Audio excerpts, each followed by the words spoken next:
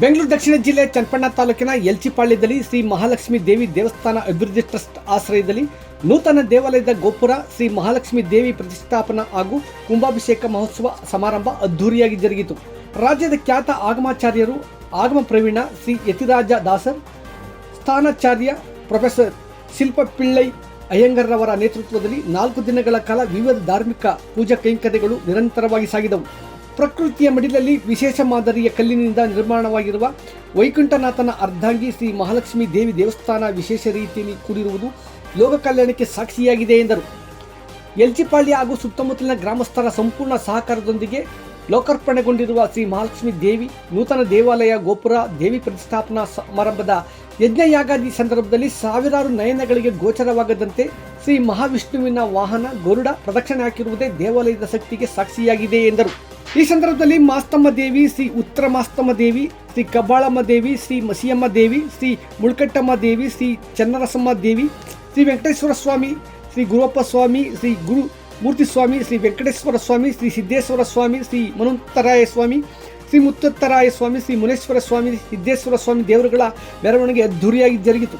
ಈ ಸಂದರ್ಭದಲ್ಲಿ ಶ್ರೀ ಮಹಾಲಕ್ಷ್ಮಿ ದೇವಿ ದೇವಸ್ಥಾನದ ಟ್ರಸ್ಟ್ನ ಎಲ್ಲ ಪದಾಧಿಕಾರಿಗಳು ಯಲ್ಚಿಪಾಳ್ಯ, ಕೆಂಚಪ್ಪನ ದೊಡ್ಡಿ, ಕರಿಯಪ್ಪನ ದೊಡ್ಡಿ, ಉಚ್ಚಯ್ಯನ ದೊಡ್ಡಿ, ಕೆಂಡೆಕಟ್ಟ ದೊಡ್ಡಿ, ತಿಮ್ಮಯ್ಯನ ದೊಡ್ಡಿ, ಬ್ರಹ್ಮಣಿಪುರ ಸುತ್ತಮುತ್ತಲ ಗ್ರಾಮಸ್ಥರು ಪಾಲ್ಗೊಂಡು ವಿಶೇಷ ರಂಗು ತಂದರು. ಶ್ರೀಮತೆ ರಾಮಾನುಜಾಯ ನಮಃ. ಇವತ್ತು ಯಲಚಿಪಾಳ್ಯ ಗ್ರಾಮ, ಚನ್ನಪಟ್ಟಣ ತಾಲೂಕು ಯಲಚಿಪಾಳ್ಯ ಗ್ರಾಮದಲ್ಲಿ ಒಂದು ಅತ್ಯದ್ಭುತವಾದಂತಹ ಒಂದು ಉದ್ಯಾನವನದ ಪರಿಸರದಲ್ಲಿ, ಕಾಡಿನ ಪರಿಸರದಲ್ಲಿ, ಪ್ರಶಾಂತವಾದ ವಾತಾವರಣದಲ್ಲಿ ಮಹಾಲಕ್ಷ್ಮಿ ಅಮ್ಮನವರ ಶಿಲಾಮಯ ದೇವಾಲಯವನ್ನು ನಾವು ಪ್ರತಿಷ್ಠೆಯನ್ನು ಮಾಡಿದ್ವಿ. ಕುಂಭಾಭಿಷೇಕ ಕೂಡ ನೆರವೇರಿತು. ಈ ಕುಂಭಾಭಿಷೇಕ ಕಾರ್ಯಕ್ರಮ 3 ದಿನದಿಂದ ನಡೀತಾ ಇತ್ತು.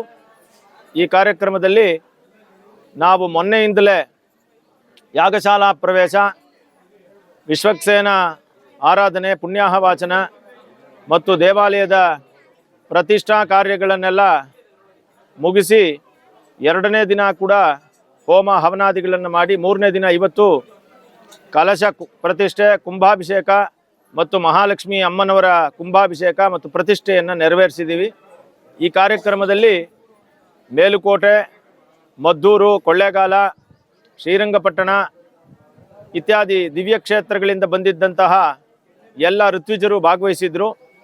ಅವರೆಲ್ಲರೂ ಸೇರಿ ಇಲ್ಲಿ ಪಕ್ಕದಲ್ಲಿ ಮಳೂರು ಅನ್ನುವಂತಹ ಅಪ್ರಮೇಯ ಸ್ವಾಮಿ ದೇವಸ್ಥಾನದವರು ಇವರೆಲ್ಲ ಸೇರಿ ಇಲ್ಲಿ ಆರಾಧನೆಯನ್ನು ಮಾಡಿದ್ವಿ. ಇದಕ್ಕೆಲ್ಲ ಮುಖ್ಯ ಕಾರಣರಾದವರು ಯಾರಪ್ಪ ಅಂತ ಹೇಳಿದ್ರೆ, ಈ ದೇವಾಲಯದ ರೂಪುರೇಷೆಯನ್ನು ಪೂರ್ಣವಾಗಿ ಚಿಂತನೆ ಮಾಡಿ ಅದನ್ನು ಯಾವತ್ತಿನಿಂದಲೋ ಯೋಚನೆ ಇದ್ದಿದ್ದನ್ನು ಇವತ್ತು ನಿಜ ಮಾಡಿದಂತಹ ಯಜಮಾನ ಯಾರು ಅಂದರೆ ನಮ್ಮ ಯೋಗಾನಂದ ಅವರು. ಯೋಗಾನಂದ ಮತ್ತು ಅವರ ದಂಪತಿಗಳು, ಹಾಗೆಯೇ ಯೋಗಾನಂದರ ಸಹೋದರರು ಇಲ್ಲೆಲ್ಲ ಇದ್ದಾರೆ, ನೀವು ನೋಡ್ಬೋದು. ಇವರೆಲ್ಲರೂ ಕೂಡ ಸೇರಿ ಈ ದೇವಾಲಯದ ಕುಂಭಾಭಿಷೇಕವನ್ನು ನೆರವೇರಿಸಿದ್ದಾರೆ. ಇಂತಹ ಒಂದು ಪ್ರದೇಶದಲ್ಲಿ ಹೀಗೆ ಶಿಲಾಮಯವಾಗಿ ಅಂದರೆ ಕಲ್ಲಿನಲ್ಲಿ ಕಟ್ಟಿದ ದೇವಾಲಯವನ್ನು ಸುಂದರವಾಗಿ ಮಾಡೋದಿದೆಯಲ್ಲ, ಇದೊಂದು ದೊಡ್ಡ ಸಾಧನೆ.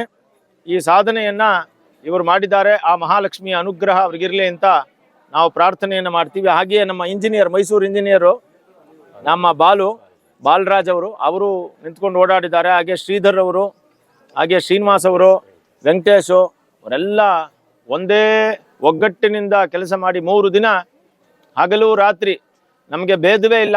ಯಾಕೆಂದರೆ 3 ದಿನದಿಂದ ನಿದ್ದೆನೂ ಇಲ್ಲ, ಏನೂ ಇಲ್ಲ, ನಿರಂತರವಾದ ಕಾರ್ಯಕ್ರಮಗಳು ನಡೆದವು.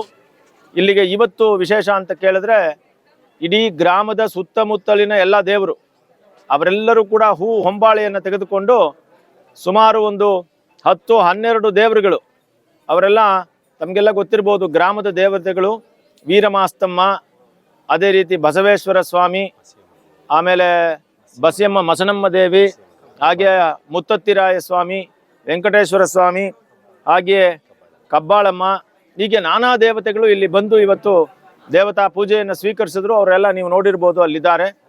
ಹೀಗೆ ಒಂದು ಇಡೀ ಊರಿನವರು ಸೇರಿ ಎಲ್ಲ ಮಹಿಳೆಯರು, ಪುರುಷರು, ಆವೃದ್ಧ ಬಾಲಾದಿಗಳೆಲ್ಲ ಸೇರಿ ಅದ್ಭುತವಾಗಿ ಪ್ರತಿಷ್ಠೆಯನ್ನು ಮುಗಿಸ್ಕೊಟ್ಟಿದ್ದಾರೆ. ಎಲ್ಲರಿಗೂ ಮಹಾಲಕ್ಷ್ಮಿಯ ಅನುಗ್ರಹ ಆಗಲಿ ಅಂತ ಪ್ರಾರ್ಥನೆಯನ್ನು ಮಾಡ್ತೀವಿ. ಈ ಮಹಾಲಕ್ಷ್ಮಿ ಪ್ರತಿಷ್ಠೆ ಅದ್ಭುತವಾಗಿ ನಡೀತಾ ಇದೆ ಅನ್ನೋದು ಒಂದು ವಿಚಾರ. ಯಾವುದೇ ದೇವಾಲಯ ಪ್ರತಿಷ್ಠೆ ಆಗಬೇಕಾದ್ರೆ ಅಲ್ಲಿ ದೇವರು ಸಾನ್ನಿಧ್ಯ ಮಾಡಬೇಕಾದ್ರೆ ಪ್ರಸಾದ ಮುಖ್ಯ. ಯಾಕೆಂದರೆ ಇವತ್ತು ಯೋಗಾನಂದ ಮತ್ತು ಅವರ ಸಹೋದರರು ಎಲ್ಲ ಸೇರಿ ಎಂತಹ ವ್ಯವಸ್ಥೆಯನ್ನು ಮಾಡಿದ್ದಾರೆ ಇಲ್ಲಿ ಅಂತ ಹೇಳಿದ್ರೆ 1600 ಜನ ಊಟವನ್ನು ಮಾಡುವಷ್ಟು ವ್ಯವಸ್ಥೆನ ನಮಗೆ ಇನ್ನೂ ಜಾಸ್ತಿ ಬಂದ್ರೂ ಊಟ ಮಾಡಬಹುದು. ಪ್ರತಿದಿನ 1600 ಜನಕ್ಕೆ ವ್ಯವಸ್ಥೆಯನ್ನು ಮಾಡಿದ್ರು. ನೀವು ಅಲ್ಲಿ ನೋಡ್ಬೋದು ವ್ಯವಸ್ಥೆನ. ನೆಮ್ಮದಿಯಾಗಿ ಕುಳಿತುಕೊಂಡು ದೇವಸ್ಥಾನದಲ್ಲಿ ಮಾಡಿರುವ ಪ್ರಸಾದವನ್ನು ಪೂರ್ಣವಾಗಿ ಹಬ್ಬದ ಅಡಿಗೆಯನ್ನು ಊಟ ಮಾಡುವಂತಹ ಜಾಗವನ್ನು ಅವ್ರು ಮಾಡಿದ್ದಾರೆ. ಭಾಳ ಜನ ದೇವಸ್ಥಾನಗಳಲ್ಲಿ ನೋಡಿರ್ಬೋದು, ದೇವತಾ ಪೂಜೆಗಳು ಅಂದರೆ ಕೈಯಲ್ಲಿ ದೊನ್ನೆಯಲ್ಲಿ ಒಂದು ಚಿಕ್ಕ ಪ್ರಸಾದವನ್ನು ಕೊಟ್ಬಿಟ್ಟು ಹಾಗೆ ಕಳಿಸ್ಬಿಡ್ಬೋದು. ಅದೇ ಪ್ರಸಾದ ಅಂದರೆ ಹಾಗೇನೆ. ಆದರೆ ಈ ದೇವಸ್ಥಾನದಲ್ಲಿ ಪ್ರತಿಷ್ಠೆಗೆ ಬಂದವರು ಯಾರು ಹೊಟ್ಟೆ ಹಸ್ಕೊಂಡು ಹೋಗಬಾರ್ದು. ಮಹಾಲಕ್ಷ್ಮಿ ಅಂದ್ರೇ ಅತ್ತಾನೆ, ಅವಳು ಸಮೃದ್ಧಿಯ ಸಂಕೇತ. ಊಟ ಮಾಡಬೇಕು ಅಂತ ಹೇಳಿ ಊಟಕ್ಕೆ ಯೋಗ್ಯವಾದಂತಹ ಚಪ್ರವನ್ನು ರೆಡಿ ಮಾಡಿಸಿ ಆ ಪೆಂಡಾಲ್ ಕೆಳಗಡೆ ಪೂರ್ಣವಾಗಿ ಊಟದ ಚೇರ್ಗಳನ್ನು ಮತ್ತು ಊಟದ ಟೇಬಲ್ಗಳನ್ನು ಅರೇಂಜ್ ಮಾಡಿ ಅದರಲ್ಲಿ 1500 ಜನಕ್ಕೆ ನಿತ್ಯವೂ 3 ದಿನದಿಂದ ಊಟ ನಡೀತಾ ಇದೆ. ಯಾವಾಗ ಬಂದ್ರೂ ಬೆಳಗ್ಗೆ ನಮ್ಮ ಪೂಜೆ ಆರಂಭವಾದಾಗ 10:30-11 ಗಂಟೆಗೆ ಸ್ಟಾರ್ಟ್ ಆದರೆ ಊಟ 3 ದಿನಾನೂ ನಡೀತಾ ಇದೆ. ಇವಾಗಲೂ ಕೂಡ ನೀವು ಅಲ್ಲಿ ನೋಡ್ಬೋದು ಪ್ರಸಾದ ನಡೀತಾ ಇದೆ. ಅದೇ ರೀತಿ ಸಾಂಸ್ಕೃತಿಕ ಕಾರ್ಯಕ್ರಮಗಳು, ಧಾರ್ಮಿಕ ಕಾರ್ಯಕ್ರಮಗಳು ನಡೀತಾ ಇರುವಾಗ ಅಲ್ಲಿ ಒಂದಷ್ಟು ಕಲ್ಚರಲ್ ಆಕ್ಟಿವಿಟೀಸ್ ನಡಿಬೇಕು, ಎಲ್ಲ ಜನರು ಸೇರಬೇಕು. ಅದಕ್ಕೋಸ್ಕರ ಇಲ್ಲೊಂದು ಸ್ಟೇಜನ್ನು ಮಾಡಿದ್ದಾರೆ. ಇಲ್ಲಿ ನೀವು ನೋಡ್ಬೋದು ಇವಾಗ ಭಜನೆಗಳೆಲ್ಲ ಹೋಗ್ತಾ ಇದೆ. ಹಾಗೆ ನೆನ್ನೆನೂ ಕೂಡ ಇಲ್ಲಿ ಭಜನೆ ಕೀರ್ತನೆಗಳು ಎಲ್ಲ ಮಾಡ್ತಾ ಇದ್ರು. ಹಾಗೆ ಈ ದೇವಸ್ಥಾನ ಒಂದು ಸಾಂಸ್ಕೃತಿಕ ಕ್ಷೇತ್ರವಾಗಿ ಇಲ್ಲಿ ಗುರುತಿಸ್ಕೊಂಡಿದೆ. ಇವರ ಆಸೆನೂ ಅದೇ, ಸಾಂಸ್ಕೃತಿಕವಾಗಿ ಧಾರ್ಮಿಕವಾಗಿ ಒಂದು ಪ್ರಶಾಂತವಾದ ತಪೋವನದ ರೀತಿಯಲ್ಲಿ ಇದನ್ನು ಮಾಡಬೇಕು ಅಂತ ಆಸೆ. ಯಾರಾದರೂ ಆಸೆ ಪಡೋರು ಅವ್ರ ಜೊತೆಯಲ್ಲಿ ಬಂದು ಕೈ ಸೇರಿಸ್ಬೋದು. ಅದು ಅವರೊಬ್ಬರೇ ಮಾಡಿದ್ದಾರೆ, ಅವರೇನು ಯಾರನ್ನು ಕೇಳಿಲ್ಲ. ಆದರೂ ಆಸಕ್ತರು ಅವ್ರ ಜೊತೆಯಲ್ಲಿ ಸೇರಿಕೊಂಡು ಮಂಗಳ ಕಾರ್ಯಗಳನ್ನು, ಈ ಧಾರ್ಮಿಕ ಕಾರ್ಯಗಳನ್ನು ನೆರವೇರಿಸ್ಬೋದು. ನಾವೆಲ್ಲ ಹೋಮಗಳನ್ನು ಮಾಡಿದಾಗ ನಾರಾಯಣ ಸ್ವಾಮಿ ಅಥವಾ ವೆಂಕಟೇಶ್ವರ, ಕೇಶವ ಈ ರೀತಿಯ ದೇವರುಗಳು ಸಾಮಾನ್ಯವಾಗಿ ಪ್ರತಿಷ್ಠೆ ಆಗುತ್ತೆ. ಅದೇ ಥರ ದೇವಸ್ಥಾನಗಳಲ್ಲಿ ಶಿವ ಲಿಂಗ ರೂಪದಲ್ಲಿರುವಂತಹ ದೇವಸ್ಥಾನಗಳು ಪ್ರತಿಷ್ಠೆ ಆಗುತ್ತೆ. ಆದರೆ ಈ ಮಹಾಲಕ್ಷ್ಮಿಯ ಪ್ರತಿಷ್ಠೆ ಆದಾಗ ಅಂದರೆ ಇಲ್ಲಿ ದೇವರು ಬೇರೆ ಯಾವ ಗಂಡು ದೇವರು ಇಲ್ಲ, ಮಹಾಲಕ್ಷ್ಮಿನೇ ಪ್ರಧಾನ ದೇವತೆ. ಹಾಗೆ ಇರುವಾಗ ಅದಕ್ಕೆ ಮಾಡುವಂತಹ ಪೂಜೆನೇ ಬೇರೆ ಥರ. ಇಲ್ಲಿ ನಾರಾಯಣನ ಒಂದು ಜೊತೆಯಲ್ಲಿರುವಂತಹ ಲಕ್ಷ್ಮಿಯಾಗಿ ಪೂಜೆ ಇಲ್ಲ, ಅಲ್ಲಿ ನಾರಾಯಣನಿಗೆ ಪ್ರಾಧಾನ್ಯ. ಶಿವನ ಜೊತೆಯಲ್ಲಿದ್ದಾಗ ಶಿವನಿಗೆ ಪ್ರಾಧಾನ್ಯ. ಆದರೆ ಇಲ್ಲಿ ಮಹಾಲಕ್ಷ್ಮಿಗೆ ಪ್ರಾಧಾನ್ಯ ಆಗಿರೋದ್ರಿಂದ ಈ ಪೂಜಾ ಕಾರ್ಯಕ್ರಮಗಳೇ ಅತ್ಯಂತ ಭಿನ್ನ ಇದು. ಹಾಗಾಗಿನೇ ಈ ಕಲಶವನ್ನು ನಾವು ಯಾಗಶಾಲೆಯನ್ನು ನಿರ್ಮಾಣ ಮಾಡಬೇಕು ಅಂತಂದಾಗ ಇವ್ರಿಗೆ ಹೇಳಿದ್ವಿ ನಾವು ಯಾಗಶಾಲೆಯನ್ನು ಹೀಗೆ ನಿರ್ಮಾಣ ಮಾಡಬೇಕು ಅಂತ. ಎಲ್ಲೂ ಇರಲಿಲ್ಲ. ಮೊದಲ ಬಾರಿಗೆ ಚೆನ್ನಾಗಿರೋ ಯಾಗಶಾಲೆಯನ್ನು ಮಾಡಿದ್ದೀವಿ. ಮೊದಲು ಪದ್ಮಕುಂಡ, 2ನೇದು ಚಾಪಕುಂಡ, 3ನೇದು ವೃತ್ತಕುಂಡ, 4ನೇದು ಯೋನಿಕುಂಡ. ಬೇರೆ ಕಡೆಲೆಲ್ಲ ವಾಸುದೇವ, ಸಂಕರ್ಷಣ, ಪ್ರದ್ಯುಮ್ನ, ಅನಿರುದ್ಧ ಕುಂಡಗಳಿರ್ತವೆ. ಆದರೆ ಮಹಾಲಕ್ಷ್ಮಿಗೆ ಮಾತ್ರ ಮೊದಲನೇದು ಪದ್ಮಕುಂಡ, ಅಂದರೆ ಕಮಲದೂತರ ಬರಬೇಕು. ನಾವು ಅದೇ ಕಮಲದೂತರ ಹೋಮಕುಂಡ ಬರಬೇಕು ಅಂತ ಮಾಡಿದ್ವಿ. 2ನೇದು ಚಾಪಕುಂಡ, ಬಾಣ ಬಿಲ್ಲು ಬಾಣ ಥರ ಬರಬೇಕು. 3ನೇದು ವೃತ್ತಕುಂಡ, 4ನೇದು ಯೋನಿಕುಂಡ, ಯಾಕಂದರೆ ದೇವಿ ಆಗಿರೋದ್ರಿಂದ ಯೋನಿಕುಂಡ. ಸೊ ಹೀಗೆ ಇದನ್ನು ಮಾಡಿದ್ವಿ. ಮತ್ತು ಆ ಎಲ್ಲ ವೇದಿಯನ್ನು ಮಾಡಿದಾಗ ಆ ವೇದಿಗೆಲ್ಲ ಕಮಲದ ಹೂವಲ್ಲೇ ಅಲಂಕರಣ ಮಾಡಿದ್ದೀವಿ, ನೋಡಿರ್ಬೋದು ನೀವು. ಯಾಕಂದರೆ ತಾಯಿ ಕಮಲದ ಹೂ ಮೇಲೆ ಇರ್ತಾಳೆ.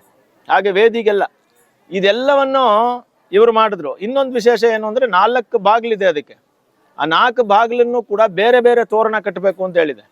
ಮೊದಲನೇದು ಅಶ್ವತ್ಥ ತೋರಣ, 2ನೇದು ನೀವು ನೋಡ್ಬೋದು ನೆಗ್ರೋದ ತೋರಣ, 3ನೇದು ಪ್ಲಕ್ಷದ ತೋರಣ.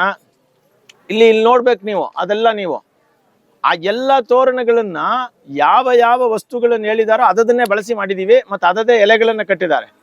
ಮತ್ತು ಹೋಮ ಮಾಡುವಾಗ ಶಾಂತಿ ಹೋಮಕ್ಕೆ ಬನ್ನಿಯ ಎಲೆ ಬೇಕು ಅಂತ ಹೇಳ್ತಾರೆ. ಸಾಮಾನ್ಯವಾಗಿ ಸಿಟಿಗಳಲ್ಲಿ ಏನು ಮಾಡ್ತಾರೆ ಅಂದರೆ ಮಾಡುವಾಗ ಬನ್ನಿ ಎಲೆ ಸಿಕ್ಕಲ್ವಲ್ಲ, ಹಂಗೆ ಸುಮ್ಮನೆ ಅಕ್ಷತೆ ಎಲೆ ಬನ್ನಿ ಎಲೆಯನ್ನು ಮಾಡಿಸ್ಬಿಟ್ಟು. ಇಲ್ಲಿ ಹಂಗಲ್ಲ, ಬನ್ನಿಯ ಮರಗಳು ಇರೋದ್ರಿಂದ ಇಲ್ಲಿ ಮಾಡಿದೆ. ಅಂದರೆ ಒಂದು ಹಳ್ಳಿಯ ವಾತಾವರಣದಲ್ಲಿ ಮಾಡಿದ್ರೆ ಎಷ್ಟು ಚೆನ್ನಾಗಿರುತ್ತೆ ಅನ್ನೋದಕ್ಕೆ ಇದೊಂದು ದೊಡ್ಡ ಉದಾಹರಣೆ. ನೀವು ಒಂದ್ಸಲ ಯಾಗಶಾಲೆಯನ್ನು ನೀವು ದಯವಿಟ್ಟು ವಿಡಿಯೋ ಮಾಡಿ ಪ್ರೇಕ್ಷಕರಿಗೆಲ್ಲ ತೋರಿಸಿ. ಫಸ್ಟ್ ಕ್ಲಾಸ್ ಆಗಿರುವಂತಹ ಯಾಗಶಾಲೆಯನ್ನು ಕೂಡ ಇಲ್ಲಿ ಮಾಡಿದರು. ಎಲ್ಲವನ್ನು ಈ ಬ್ರದರ್ಸು ನಮ್ಮ ಯೋಗಾನಂದ ಎಷ್ಟು ಪರಮ ಭಕ್ತಿಯಿಂದಿದ್ದಾರೆ ಅಂತಂದರೆ ಅವರು ಒಂದೇ ಮಾತು ಹೇಳ್ತಾ ಇದ್ದಿದ್ದು ನನಗೆ, ಏನಾದರೂ ಪರವಾಗಿಲ್ಲ, ಅದೇನು ಶಾಸ್ತ್ರದಲ್ಲಿ ಶಾಸ್ತ್ರ ರೀತಿಯಲ್ಲಿ ಹೇಳಿದಾರೋ ಅದನ್ನೇ ಮಾಡಬೇಕು ಅಂತ. ನಮಗೆ ಸಾಕ್ಷಿ ಏನು ಅಂತ ಕೇಳಿದ್ರೆ ಪೂರ್ಣಾಹುತಿ ಸರಿಯಾದ ಕಾಲಕ್ಕೆ ನಡೀತು. ನಾವು ಕುಂಭಾಭಿಷೇಕವನ್ನು ಮಾಡಿದ ತಕ್ಷಣ ಸಾಕ್ಷಿ ಇವರೆಲ್ಲ ಇಲ್ಲಿದ್ದವರೆಲ್ಲ ಸಾಕ್ಷಿ, ವಿಡಿಯೋ ಎಲ್ಲ ಮಾಡಿದ್ದಾರೆ.